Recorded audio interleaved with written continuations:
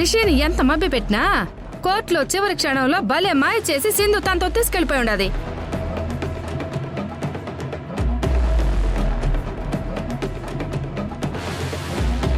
అసలు ఇదంతా మీ వల్లే జరిగింది. మేమే చేస్తుండం దావత. రిషి సింధు దగ్గరికి వెళ్లకుండా వాడి మనసుని మారుస్తాను అన్నావు. ఏది ఎక్కడా జరగలేదే. అదేంది దావత అట్ట అంటాండో. మీరు చెప్పిందల్లా చేస్తుండాను కదా, మీరు కూడా చూస్తుండారు కదా.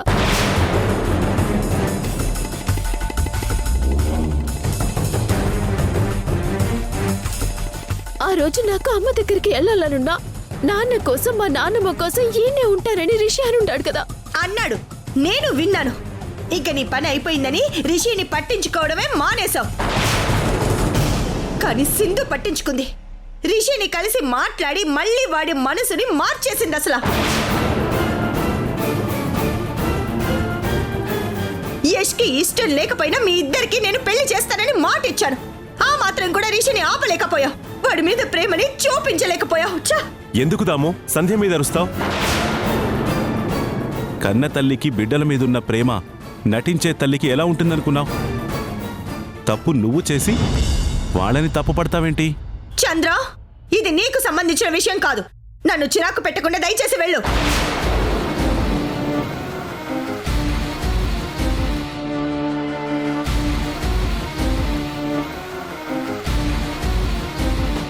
మావయ్య తప్పుగా మాట్లాడుతుండారు దావత. రిషిని శశిని నేను నటించే తల్లిగా ఎప్పుడు చూడలేదు. వాళ్ళకి సొంత అమ్మని అనుకుని చూసుండాను. నువ్వు నిజంగా పిల్లలకి సొంత అమ్మలా ఫీల్ అయ్యి ఉంటే ఇలా జరుగుండేది కాదు. అసలు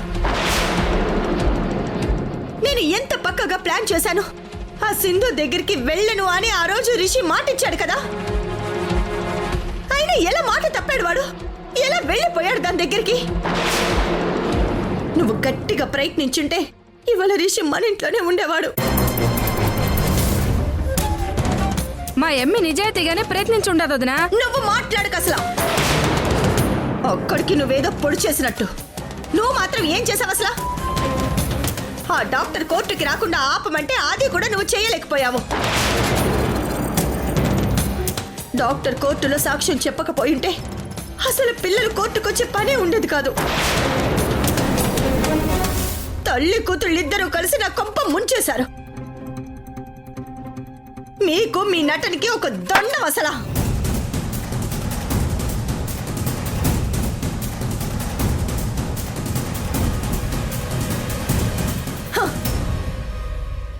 ఇక మీరు మా ఇంట్లో ఉండాల్సిన అవసరం లేదు. మీ పని అయిపోయింది. సామాన్లు సర్దుకొని బయటికి వెంటనే బయలుదేరండి.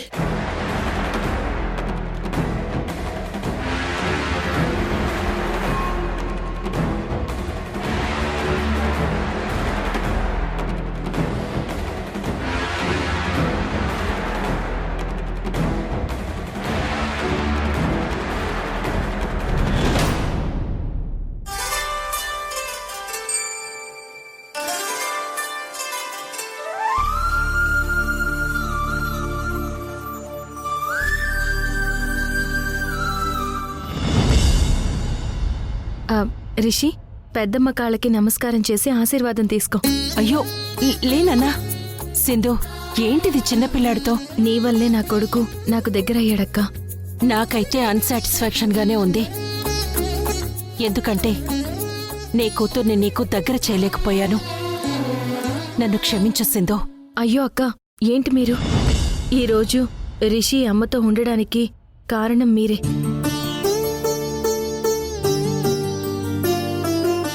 ఆ రోజు నేను చావు బ్రతుకుల్లో రోడ్డు పక్కన అనాథలా పడుంటే నన్ను మీ ఇంటికి తీసుకొచ్చి కాపాడి ఆశ్రయం ఇచ్చి నాకు జరిగిన అన్యాయం తెలుసుకుని నాకు న్యాయం జరగాలని నా వైపు నుండి పోరాడారు. నువ్వలా చేయబట్టే రిషి శశి నా పిల్లలే అన్న నిజం ఈ ప్రపంచానికి తెలిసింది. ఇక శశి రాకపోవడానికి కారణం మీరు కాదక్కా, నేనే కారణం. అదేంటి సింధు? అవునక్కా, శశికి నేనే నీ తల్లిని అనే భావన తన మనసులో కలిగించలేకపోయాను. శశిని ఆ ఇంట్లో వాళ్ళు పూర్తిగా మ్యానిపులేట్ చేశారు. కానీ ఇంకా నాకు నమ్మకం ఉందక్క. నా కూతుర్ని ఏదో ఒకరోజు ఆ దేవుడే నా దగ్గరికి పంపిస్తాడు.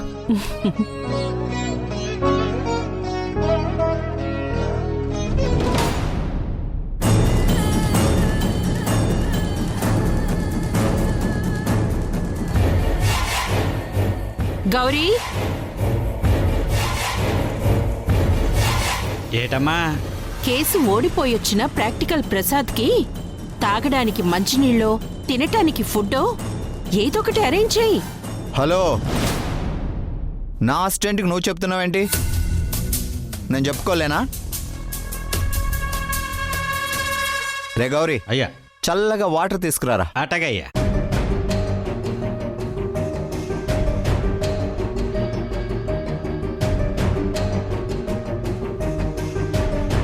కేసు గెలిచామని గర్వమా అహంకారమా?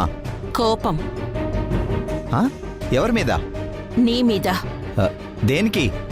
కేసుని తప్పుదోవ పట్టించటానికి తప్పుడు సాక్ష్యాలు క్రియేట్ చేయడం, సాక్షిని కోర్టుకు రాకుండా ఆపడం, ఇవేనా లాయర్గా నీ తెలివితేటలు? ఓయ్, కేసు గెలిపించడం కోసం లాయర్గా నా వృత్తి ధర్మం నేను చేశాను. ట్రై చేయాలిగా ఏదో విధంగా. అదే ప్రాక్టికల్గా చేశాను. బట్ ఫెయిల్ అయింది.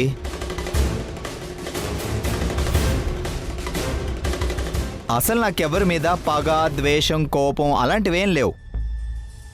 జస్ట్ ఇదంతా ప్రొఫెషనల్ ఫైట్ అంతే. అయ్యగారు, చల్లటి వాటర్ తాగండి.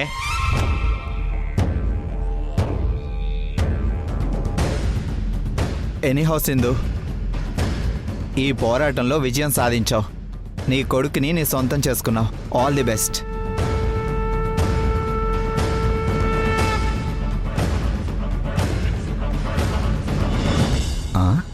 వీడేంటి నన్ను అంత కోపంగా చూస్తున్నాడు? వీళ్ళ అమ్మకి అగేనిస్ట్గా వాదించానా? హాయ్ రిషి.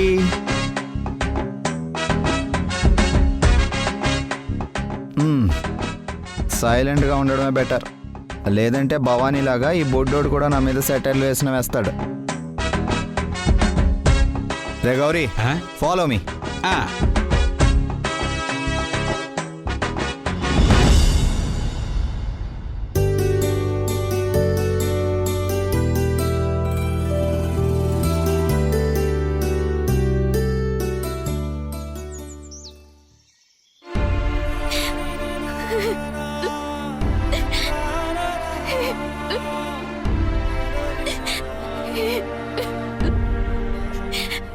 ఏడమ్మే, బాగా ఏడు.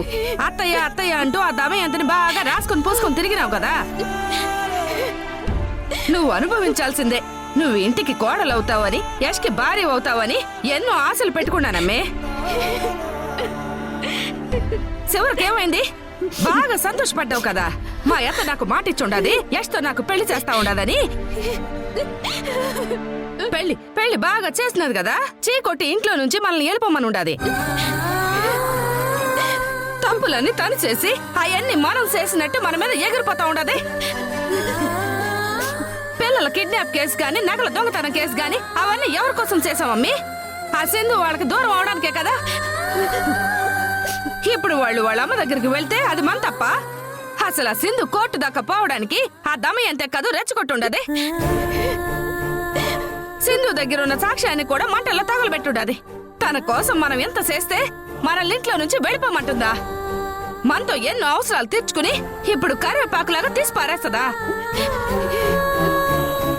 నీకు ముందు నుంచి నేను చెప్తానే ఉండానమ్మే, ఆ దమయంతి దేశముదురు అంత తేలిగ్గా నమ్మొద్దు. అందినంత వరకు చేజిక్కించుకుని వెళ్ళిపోదాం అంటే నా మాట ఏనావా? అప్పుడే జాగ్రత్త పడుంటే ఎంతవరకు వచ్చుండేదా? ఈ అమ్మను కూడా కాదని అత్తయ్యకి బాగా అతుక్కుపోయి ఉండవు కదా. అందుకే నీకు బాగా బుద్ధి చెప్పుండది. ముందే మేలుకునుంటే నీ దగ్గర కావలసినంత డబ్బు ఉండేది. ఇప్పుడు జీవితాంతం కన్నీళ్ళే నమ్మి నీ దగ్గర ఉండేది. ఏడు అమ్మే, బాగా ఏడు.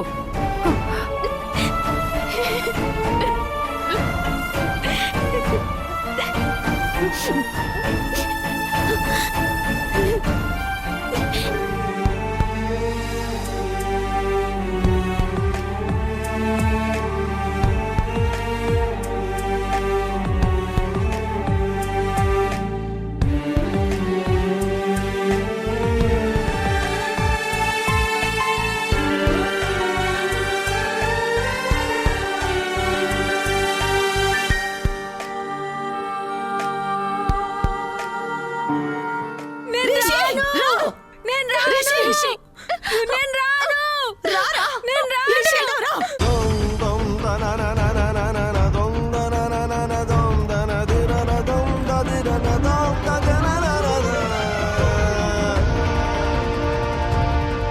నీకే చెప్తుంది ఇంకొక్కసారి నా కొడుకు చేయి పట్టుకున్నావో మర్యాదగా ఉండదు.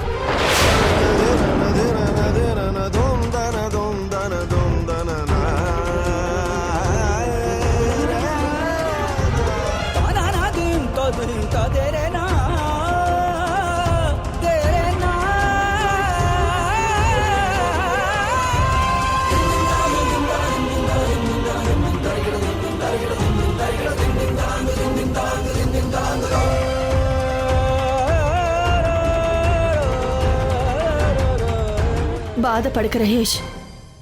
రిషిని ఆపాలని ఎంతో ప్రయత్నించాము, అయినా మన వల్ల కాలేదు అసలు.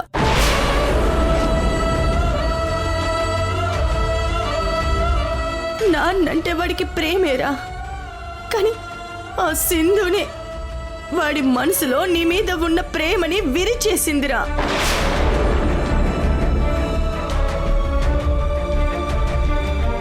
నిన్నొక విలన్ లాగా చిత్రీకరించింది. అందుకే రిషి ఆ సింధు వైపే వెళ్ళిపోయాడు.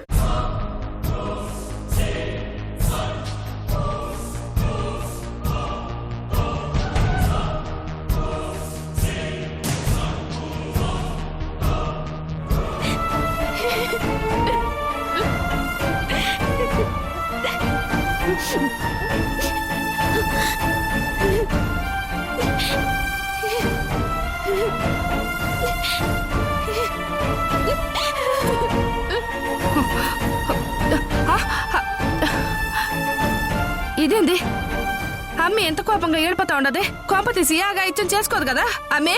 అమ్మే అమ్మే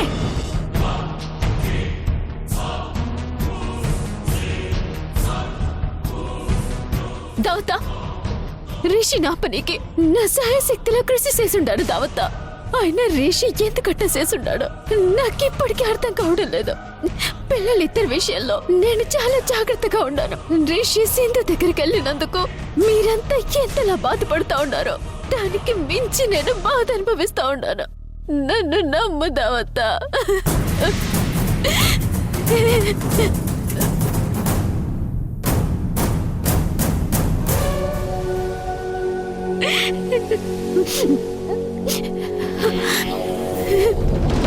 పిల్లాడి మనసు మార్చలేకపోయా ఎంతో ప్రయత్నించాలని చెప్తున్నావు. మీ అందరికి దండం పెడతాను. నేను మాత్రం చాలా ప్రయత్నం చేశాను. రిషి నప్పడానికి ప్రయత్నం చేశా. దావత నన్ను నమ్మండి దావత. అబ్బే నన్ను నమ్మబ్బే.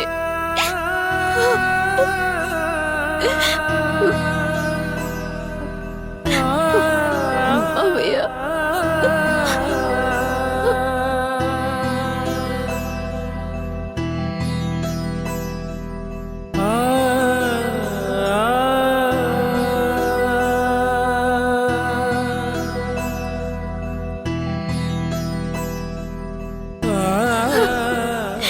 ఎంత చెప్పినా మీరెవ్వరూ నన్ను నమ్మట్లేదు కదా.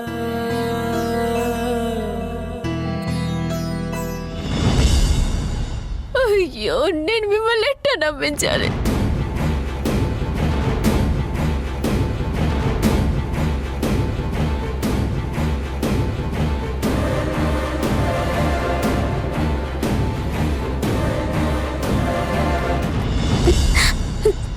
సరే మీ అందరినీ నమ్మిస్తాను. అమ్మే అమ్మే అమ్మే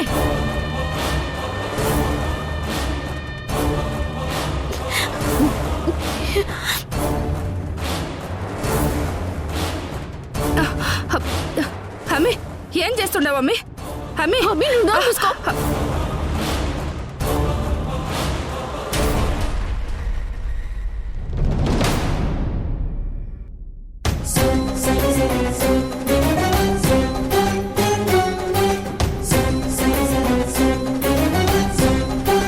చెయ్యి కాలిపోతుందమ్మే. పొద్దమ్మే నువ్వు మాట్లాడకమ్మే.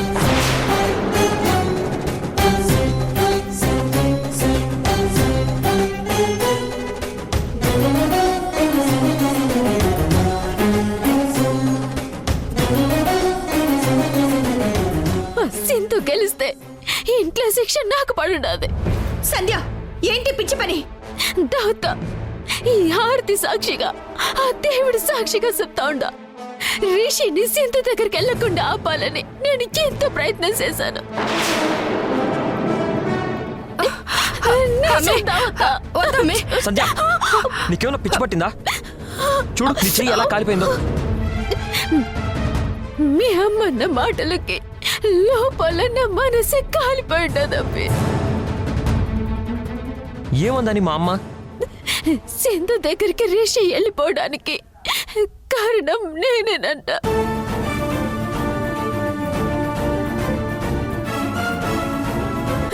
అందుకే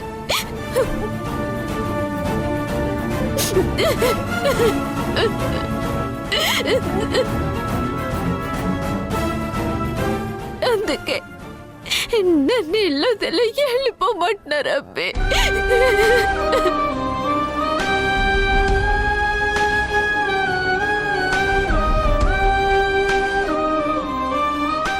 చేసి మీరు లేకుండా నేను బతకలేనబ్బే, బతకలేను.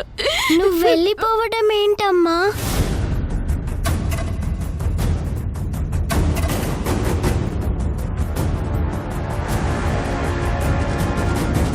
నానమ్మ, నువ్వే కదా సంధ్యని మా అమ్మ అని అన్నావు.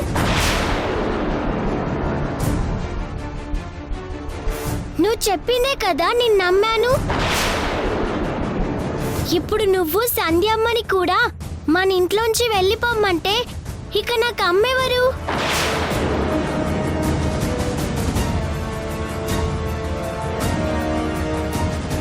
మా అమ్మ ఎవరు? సింధునే మా అమ్మ.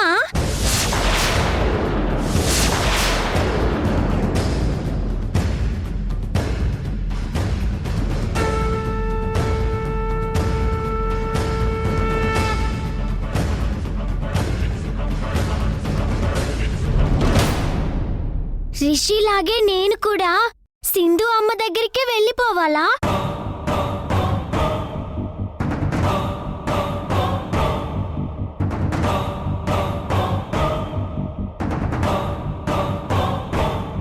రిషి ఎలాగో నాకు దూరం అయ్యాడు, ఇప్పుడు అమ్మను కూడా నాకు దూరం చేస్తావా?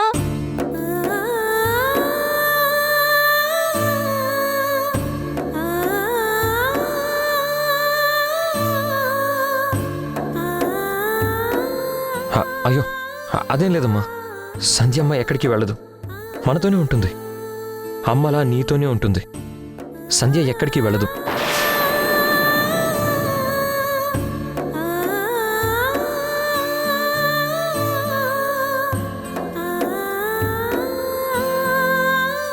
ఎందుకమ్మా అనవసరంగా సంధ్యని బాధ పెడతావు? ఇలాంటి టైంలో సంధ్య లేకపోతే శశి పరిస్థితి ఏమవుతుందో ఆలోచించావా?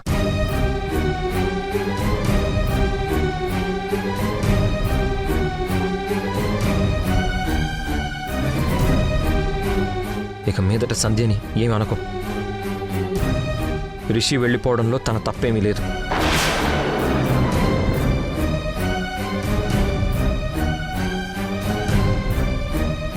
మనదే తప్పు.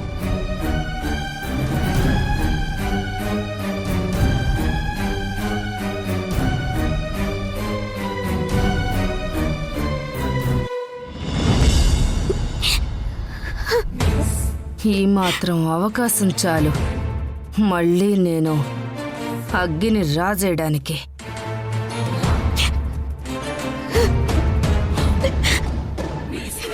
రామ్మే, చేతికి బర్ణాలు రాస్తాను. పద రా.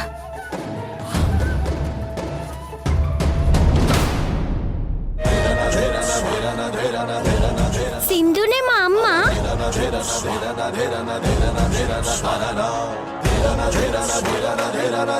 రిషి ఎలాగో నాకు దూరం అయ్యాడు, ఇప్పుడు అమ్మను కూడా నాకు దూరం చేస్తావా?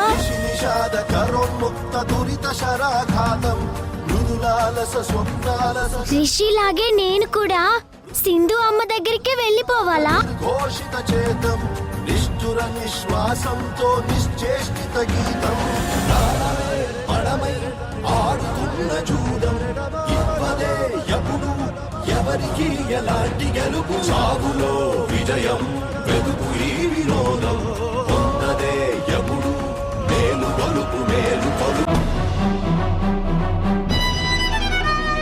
శశి శశి శశి నాకు రిషి గుర్తుకొస్తున్నాడు నాన్న. అమ్మా నాకు శశి గుర్తొస్తుందమ్మా.